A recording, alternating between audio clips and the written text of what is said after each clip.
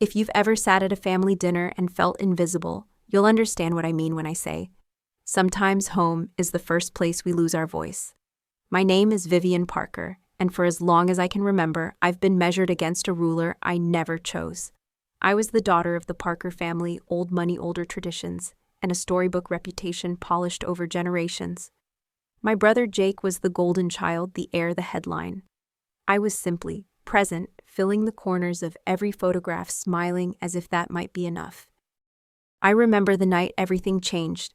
The Parker dining room always smelled like lemon polish and quiet disappointment.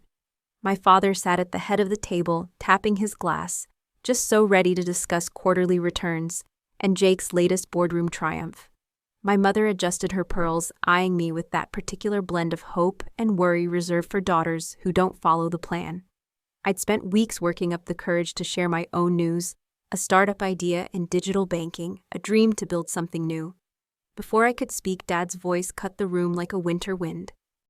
No more trust fund, Vivian. Not until you find a respectable career. Something with a title, like your brother. The words hung in the air, heavy as lead.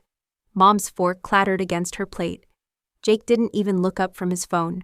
For a moment, I felt 12 years old again, small, foolish, desperate to be heard.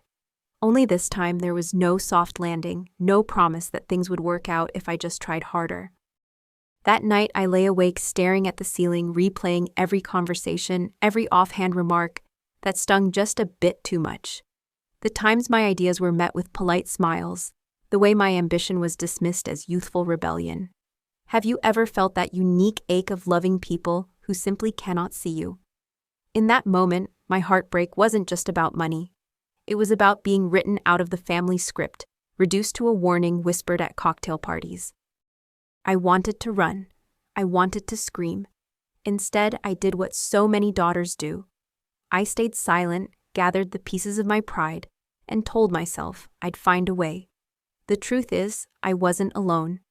Across America, there are thousands of women sitting at family tables, shrinking a little each day under the weight of good advice. We learn early how to swallow our dreams with our dessert, how to laugh off the sting of being overlooked, how to make ourselves small for the comfort of others. Looking back, I see it now, the moment when a quiet resolve began to take root. If I couldn't be the daughter they bragged about, maybe I could be the woman who proved them wrong. I didn't know what that journey would cost. I didn't know what it would demand from my heart, my health, or my hope. I only knew that something had to change, and if nobody was coming to save me, I would have to save myself. That's how it starts, isn't it? Not with a grand announcement, not with applause or recognition, but with a decision made in the dark. I pressed my face into the pillow, listening to the city breathing beyond my window, and promised myself that someday I would walk back into that dining room, not as an afterthought, but as a force. What I didn't realize was that my journey would not only change my life, but also force my family to question everything they thought they knew about success, failure, and the unbreakable ties that bind us together. But before I could rise, I had to fall spectacularly, painfully, and alone.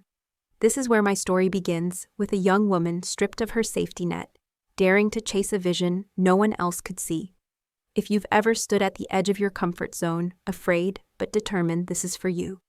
Because sometimes the very people who doubt us are the ones who give us the reason to soar. The days after my family cut me off felt strangely quiet, as if the world had pressed a mute button and left me alone with my thoughts. Suddenly, every dollar I spent was my own. I rented a tiny studio apartment on the edge of the city where the elevator shuddered and the pipes sang lullabies at midnight. My dream of launching a fintech startup felt both closer and more impossible than ever. I scrolled through job boards, sent emails to investors, and tried to believe in my own story. At night, fear crept in, the kind of fear that makes your heart race without warning. My first business pitch was a disaster. I stood in a glass-walled conference room downtown Nice, trembling, trying to sell my vision to a panel of investors who looked like they'd rather be anywhere else. I spoke too fast, my slides flickered, and the questions afterward left me flustered and exposed. By the end, one investor smiled kindly and told me, "You should try banking like your father." I walked home in the rain that evening, each step heavy with disappointment, wondering if maybe my family had been right all along. But the thing about falling is you begin to learn how to land. I read stories about women like Sarah Blakely, who started Spanx from her apartment and heard no 1,000 times before hearing yes.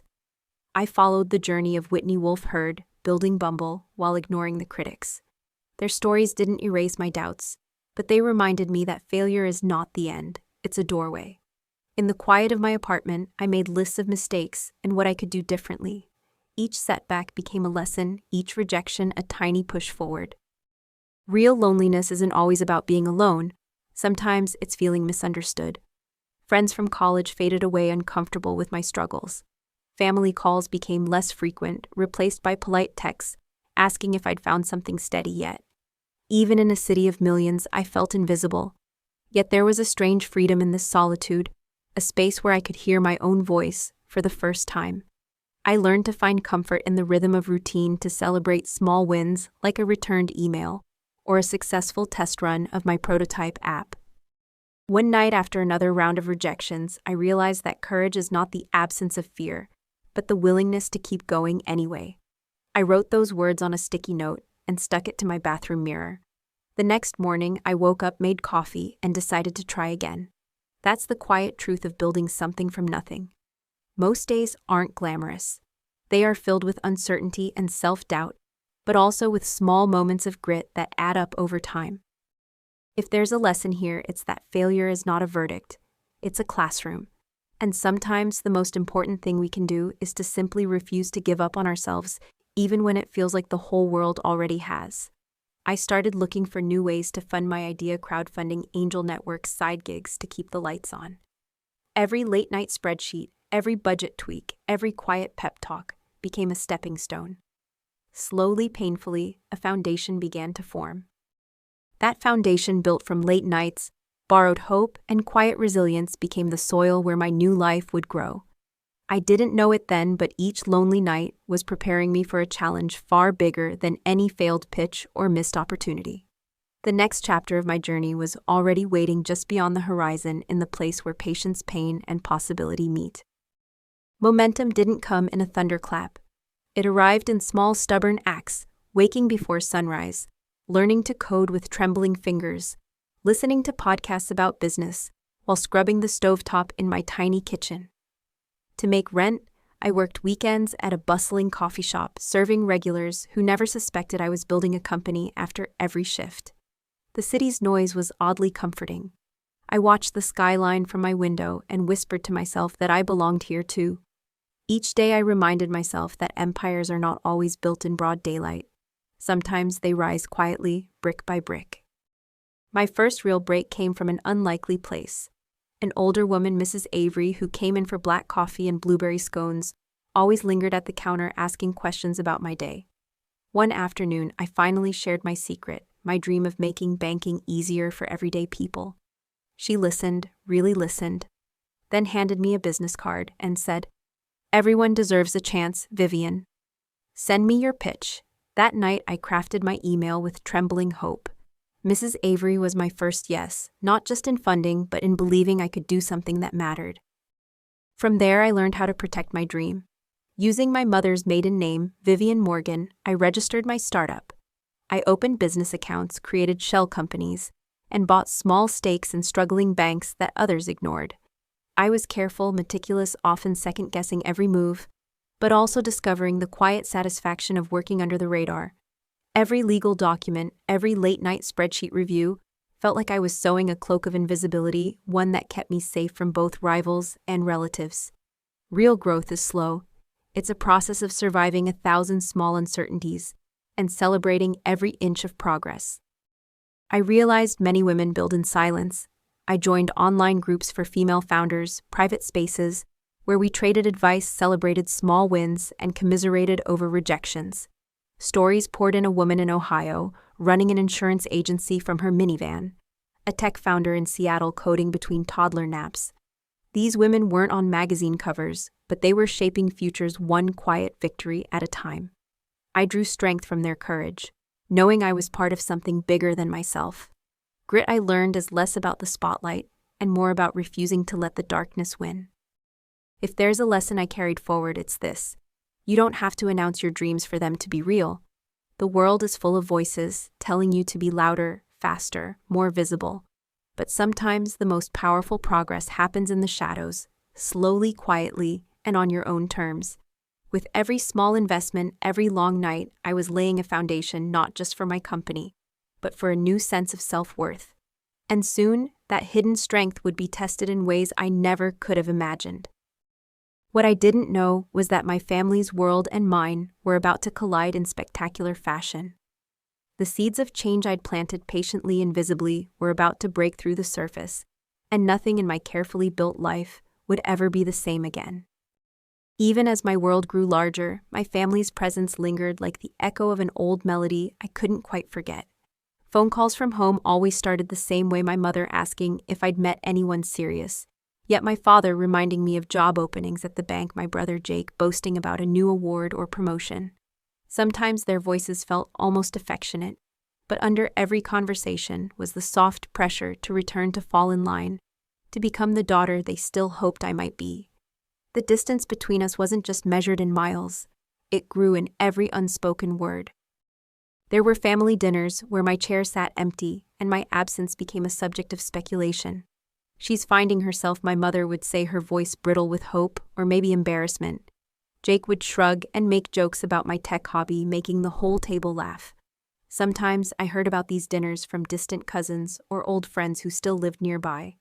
Their stories stung more than I liked to admit. I wondered how many daughters and sons across America were sitting out family traditions, not because they wanted to, but because coming home meant hiding their real selves. In moments of doubt, I questioned whether I was being stubborn or brave.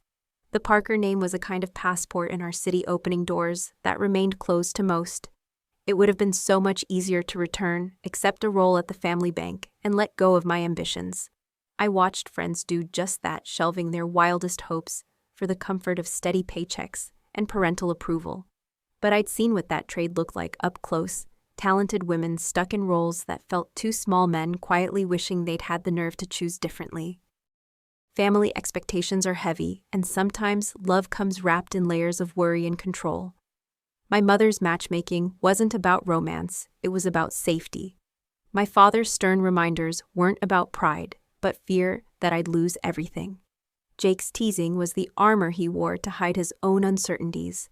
Over time, I learned to see through these patterns, to realize that their resistance was less about me and more about what they feared for themselves. That didn't make it easier, but it softened my anger into something closer to understanding. The lesson I learned in these years was simple, but hard-won love is not the same as approval. Families can care deeply and still get it wrong. Wanting the best for someone doesn't mean knowing what their best actually is. For anyone walking a similar road, let me say this: choosing yourself does not mean abandoning your family. It means trusting that your truth is worth protecting, even if it's misunderstood. My path wasn't a rejection of home. It was a promise to myself that I wouldn't shrink to fit a story that was never really mine. As the seasons turned, I focused on building my quiet empire. But in the back of my mind, I always wondered how long I could keep my worlds apart, how long before the truth I'd hidden from my family would collide with the image they held of me. What I didn't realize was that this collision was already being set in motion, and when it arrived, nothing would be left untouched. The next chapter would test not only my resolve, but the very bonds that had shaped my life since childhood. In the hush of early mornings and the glow of midnight screens, I quietly built something I could call my own. Operating under my mother's maiden name, Vivian Morgan, gave me the distance and freedom I needed. I set up a web of LLCs and holding companies, each one a stepping stone in my plan. My first acquisition was a tiny local bank in Vermont, one nobody else saw value in. It was failing on paper, but I saw opportunity: a digital overhaul, community partnerships, and honest, transparent lending. Within a year, it had turned a profit for the first time in a decade. Word began to spread in small circles. Someone was snapping up shares in overlooked, underperforming banks. Most assumed it was just another faceless investment group, a story as old as Wall Street itself. But behind the curtain, it was me and a small, fiercely loyal team, working out of rented co-working spaces and coffee shops. Every move was careful, every document triple-checked. I learned to thrive in the anonymity, letting the numbers and results speak for themselves. It was exhilarating and at times terrifying to play this game with so much at stake and so little recognition. Each acquisition taught me something new. In Pennsylvania, a rural bank resisted modernization until I sat with their staff, listened to their fears, and invested in retraining rather than layoffs. In Florida, a coastal branch was being eyed by a predatory lender. We saved it by leveraging technology to increase efficiency and lower costs. Real change, I learned, wasn't just about money, it was about trust, vision, and showing people that new ideas could be a lifeline, not a threat. It was hard work, and some days I wondered if I was in over my head, but every rescued bank was a small revolution. This secret empire came with its own kind of loneliness. There were no headlines, no award ceremonies, no magazine profiles. Most nights I ate dinner at my desk, reviewing contracts or troubleshooting a software glitch. Yet the satisfaction was real, watching a small town keep its only local bank, knowing jobs were saved, seeing a community thrive. I became known in whispers as someone who fixed the unfixable, though my name never appeared in the news. My success was quiet, but it grew with every risk taken and every team I empowered to believe in the possible. If there's a lesson hidden here, it's that not all power is visible. Some of the greatest change happens behind closed doors, away from applause. Building in silence taught me that legacy isn't what others say about you, it's what you leave standing when you're gone. The work itself became my reward, and the secrecy felt less like a burden, more like a gift. But beneath that steady progress, the two halves of my life were on a collision course. My next move would bring my secret empire right to the door of the one place I'd tried hardest to avoid, my family's own bank. The day I walked into the Parker & Sons Bank boardroom, my heart pounded with a mix of dread and resolve. Sunlight streamed through the windows, casting long shadows across the table, where my father sat at the head, my mother beside him, and Jake surrounded by his usual crowd of executives. They were there for the annual shareholder meeting, not knowing the true identity of the investor who'd been quietly amassing control. As I signed in under my Vivian Morgan alias, heads turned, but no one connected the dots. Years of invisibility had become my unlikely shield. When the meeting began, Jake took the floor with his usual confidence, highlighting the bank's legacy and hinting at new strategic partners. My father offered his familiar brand of cautious optimism, but beneath the surface tensions simmered. I watched their faces as the CEO announced the largest shareholder had requested a special agenda item. The room grew tense as I rose from my seat and walked to the front. For a moment, time seemed to slow. I handed the board secretary my documentation and, with practiced calm, revealed that I now held the majority stake in Parker & Sons. Shock rippled through the room. My mother's lips parted in disbelief. My father's hand trembled on his coffee cup, and Jake's bravado vanished as he stared at the paperwork in stunned silence. I explained my vision, how digital transformation could revive the bank, how outdated practices were holding it back, how new leadership was required. It wasn't just business, it was personal. I spoke honestly about what I'd learned rescuing other banks, the power of listening to staff, and the importance of rebuilding trust with customers. No one interrupted. The truth, long buried, finally filled the space between us. Some might think victory would taste sweet, but in that moment, all I felt was the ache of old wounds reopening. My father's eyes brimmed with regret and pride, my mother quietly wept, and Jake looked small for the first time in his life. There was no gloating, only the shared understanding that something fundamental had shifted. Families carry the weight of generations, and sometimes it takes a seismic event to force change. For years, I had believed I needed their approval. Standing before them now, I realized I'd already earned my own. The lesson was clear sometimes. Confronting the past isn't about punishment, it's about breaking cycles and opening new doors. Families can unravel when the truth finally surfaces, but that's also when real healing begins. As the meeting adjourned, I watched my parents gather themselves, Jake lingering behind, as if searching for the right words. I didn't know what would come next for us, only that nothing would ever be quite the same. With the weight of revelation finally lifted, I was ready to lead not just the bank, but my own life into the uncertain but hopeful light of a new day. With the truth revealed, I faced the boardroom as not just a daughter, but the new force behind Parker & Sons. I began by laying out the hard facts: declining customer satisfaction, clunky technology processes that belonged to another era. My words were met with a mixture of anxiety and defensiveness. Some senior executives had spent decades building their careers here. Change was not just a strategy, it was a threat to the world they'd always known. I didn't blame them. Change, I'd learned, is rarely comfortable, especially when it means saying goodbye to old certainties. The hardest conversation was with my brother Jake. In the privacy of his office, his mask slipped away. "Why couldn't you just tell us?" he whispered, hurt, mingling with disbelief. I explained that I'd tried countless times to bring new ideas, but each suggestion had been met with laughter or dismissal. I shared stories of banks I'd helped turn around teams who'd feared for their jobs, but learned new skills and thrived. Slowly, Jake began to see that the world was moving on with or without him. Letting go of pride isn't easy, but it's the only way real progress starts. I didn't act alone. I brought in experts who'd led successful digital transformations in other industries, showing the board what was possible beyond their comfort zone. We ran workshops, training sessions, and listened to frontline employees, tellers, managers, customer service reps, who knew the daily struggles and wanted better tools. One teller shared how she'd developed workarounds to help elderly customers use online banking, turning a problem into an opportunity for innovation.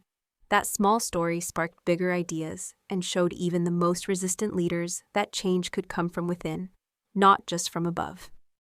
Mistakes were made, as they always are during a revolution. Some longtime executives chose to step down rather than adapt. There were tense moments, heated debates, a few tears, and plenty of late-night emails. But as the weeks passed, a new spirit started to take hold. Employees who had felt invisible began to speak up, offering solutions no consultant could dream up.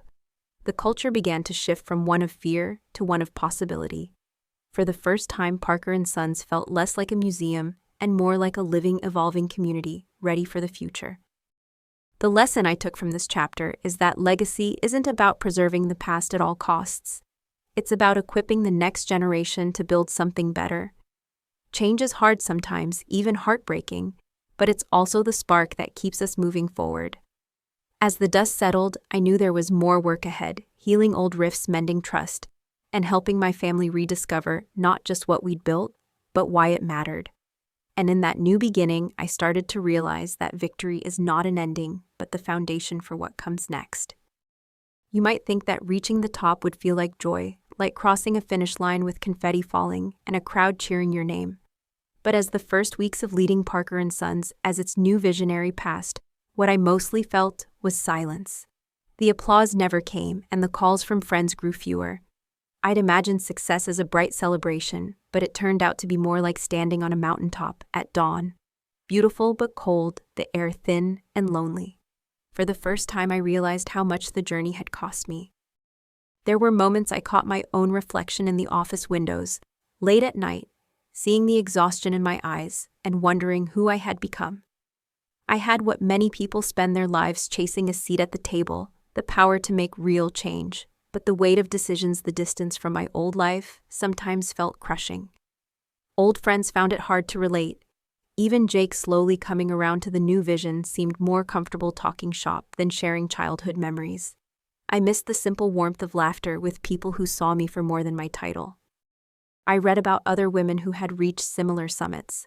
Some, like corporate CEOs or political leaders, spoke openly of their loneliness, how breaking barriers often means breaking away from the safety of the familiar. I realized this was a story far bigger than my own. The higher you climb, the fewer people you find who understand what it takes or what you must leave behind. Even as Parker & Sons began to flourish, even as former skeptics sent messages of praise, I couldn't shake the feeling that something was missing from my victory. One evening, after another long day of board meetings, I found myself walking through the city past the old coffee shop where it all began. The lights were warm inside, and the baristas were laughing. For a moment, I wished I could slip back into that world, where a small win was celebrated with a slice of pie, and every setback felt temporary, because hope was always just a conversation away. I realized then that happiness is not a destination waiting at the end of achievement. It's a companion you must invite along the way, in quiet moments, in friendships, in gratitude for the journey itself.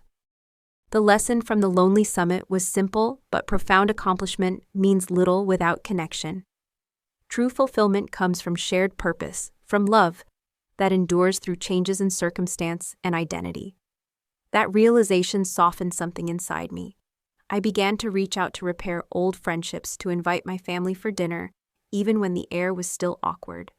I understood now that my next challenge wasn't just to lead a bank, but to lead with an open heart, ready for reconciliation, ready for the healing that comes only when we dare to let others in again.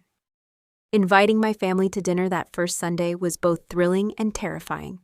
I set the table in my new apartment, carefully arranging the flowers, just so trying to create a space that felt welcoming, yet honest. My mother arrived first, her hands full of dessert, her eyes searching the room for a sign of the daughter she remembered. My father followed, shoulders stiff, uncertain in this new role where he was no longer in charge. Jake came last, hands in his pockets, a half smile hiding his nerves. For a moment we stood in an awkward circle, suspended between the past and what could be. Dinner began with small talk, as all uneasy reunions do. We tiptoed around difficult topics, business old wounds, the pain of misunderstanding. But slowly honesty crept in. My mother apologized for the matchmaking, admitting her worry for my future had sometimes drowned out her faith in my dreams. My father's apology was quieter, a hand over mine, as he admitted his fear that letting go of control meant losing me altogether. Jake finally confessed that he had always envied my courage, even as he teased me for chasing impossible goals. That night, the walls between us began to crumble, brick by heavy brick. I shared my own regrets too, how I had built defenses so high they kept everyone out, how my silence had been mistaken for pride. We talked about old family memories, about lessons learned the hard way, about the things we wished we'd said sooner. There were tears and laughter, and an unspoken agreement that forgiveness was not about forgetting, but about choosing to move forward together. I saw my family for who they were, flawed, frightened, trying their best, just like me. The shape of love had changed, but it was still love. It was a turning point, not just for our relationships, but for the way we defined success and family. I thought of friends who had also struggled with family expectations. Some who found healing, some who never did. I remembered stories of reconciliation, parents and children meeting in therapists' offices, siblings reconnecting over old photos, families discovering that it's never too late to try again. It isn't always easy or cinematic. Sometimes the bravest thing you can do is say, "Let's try one more time." I realized that healing old scars takes patience, vulnerability, and the willingness to see each other as more than the roles we once played. The lesson I hold closest now is this: forgiveness is a gift you give yourself as much as others. Redefining what it means to be a family doesn't erase the past, but it creates a future where honesty, empathy, and trust can take root. As I cleared the dishes that night, I felt lighter, not because everything was perfect, but because we were building something new together. And with that small miracle, I felt ready to embrace whatever came next, knowing I was no longer walking alone. Looking back, I see my journey not as a series of battles won or lost, but as a tapestry woven from every late night, quiet triumph, and difficult conversation. I learned that success isn't about headlines or holding power for its own sake. It's about building something real, whether it's a business, a bridge back to family, or a life that finally feels like your own. Each stage mattered: the heartbreak of being misunderstood, the resilience born in solitude, the courage to build in silence, and the risk of finally showing the world who you truly are. The greatest lesson I've found is that true achievement can't be measured by old rules. It comes from choosing to define yourself not by the voices that doubt you, but by the quiet certainty of your own purpose. It's the willingness to love family even when they falter, to forgive old wounds, and to welcome growth even when it's messy or uncomfortable. The summit is never the end. Real fulfillment is found in the relationships we heal, the dreams we honor, and the kindness we extend to ourselves along the way. I hope my story encourages you to honor your own truth, especially if you've ever felt invisible or underestimated. Maybe you're still building your dream in the shadows, or you're facing doubts from those closest to you. Remember, you are not alone. Every step, no matter how small, counts. And even when the path is lonely, it can lead to places you never imagined. Success is not just a trophy. It's the freedom to choose, the courage to stand tall, and the wisdom to reach back and bring others along. If this journey resonated with you, I'd love for you to share your own stories in the comments below. What moments have defined your path? Who has believed in you or doubted you along the way? Let's build a community where every voice is heard and every dream matters. Don't forget to like this video, subscribe for more stories of hope and resilience, and ring the bell so you never miss a chance to find inspiration, even on your toughest days. Because in the end, the legacy we leave isn't written in stone or stock prices. It's etched in the hearts we touch and the lives we lift. Thank you for letting my story be part of your journey. Here's to writing your own one bold choice at a time.